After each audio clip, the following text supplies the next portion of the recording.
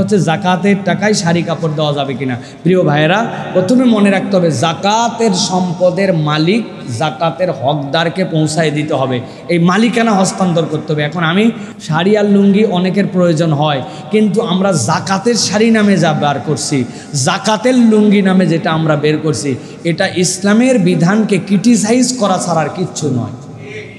এখানে জাকাতের শাড়ি লুঙ্গি পাওয়া যায়, এর মানে কি ভাই বলেন, আপনি ব্যাখ্যা করেন। এর মানে সাধারণ মানুষ পড়ার জন্য ভালো যেরকম আর কিছু সস্তা জিনিস পাওয়া যায়। আমি কি ভুল বলছি ভাই?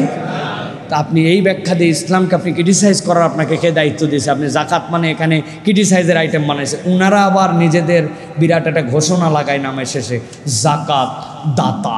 আমি বলছি যারা জাকাত দাতা বলবে, আগামী থেকে তাদেরকে কেবল জাকাত দাতা বলা যাবে না, তাদের সাথে সাথে বলতে হবে যে নামাজ দাতা, রোজা দাতা, হজ দাতা।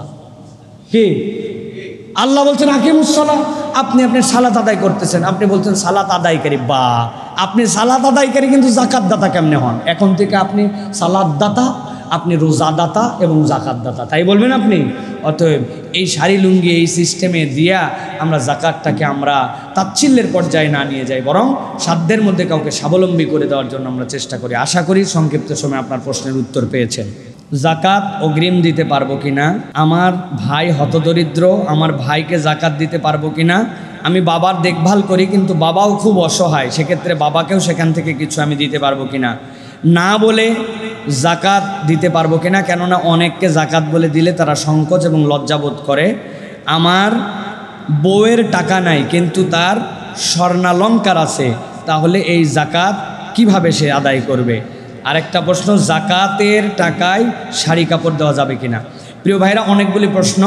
প্রথম বলি যে জাকাত অগ্রিম দিতে পারবেন কিনা। হ্যাঁ, আপনি জাকাত আদায় করতে করতে এমন অবস্থা হয়েছে যে আপনার আরও কিছু মানুষের উপকারভোগী আছেন, আবার আপনার বিশ্বাসও আছে আল্লাহ আমাকে যতটুকু সম্পদ দিয়েছেন এইটা আমি অগ্রিম জাকাত আদায় করে দিলাম, পরে হিসাব করে সেখান থেকে মাইনাস করব। আপনি জাকাত অগ্রিম আদায় করতে পারবেন।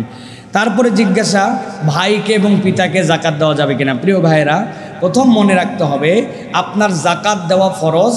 এই জাকাতের সবচেয়ে বড় হকদার হচ্ছেন আপনার নিকট আত্মীয়।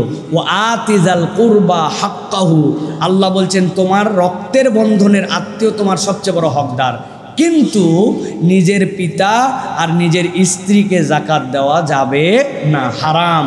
বাপ আর স্ত্রী, বাপ মার স্ত্রীকে ছাড়া আপনি আপনার ভাইকে জাকাত দিতে পারবেন।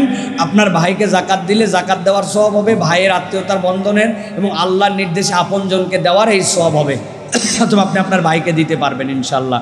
সাথে হচ্ছে না বলে জাকাত দিতে পারবে কিনা। হ্যাঁ, আপনি জাকাত অন্তরের ইন্টেনশন, আপনি অন্তর থেকে নিয়ত করছেন, কিন্তু ওই লোকটা জাকাতের হকদার বলে দিলে সে কষ্ট পাবে। আপনার বলার দরকার নাই, কিন্তু আপনি যদি দিয়ে দেন আপনার জাকাত ইনশাল্লাহ আদায় হয়ে যাবে।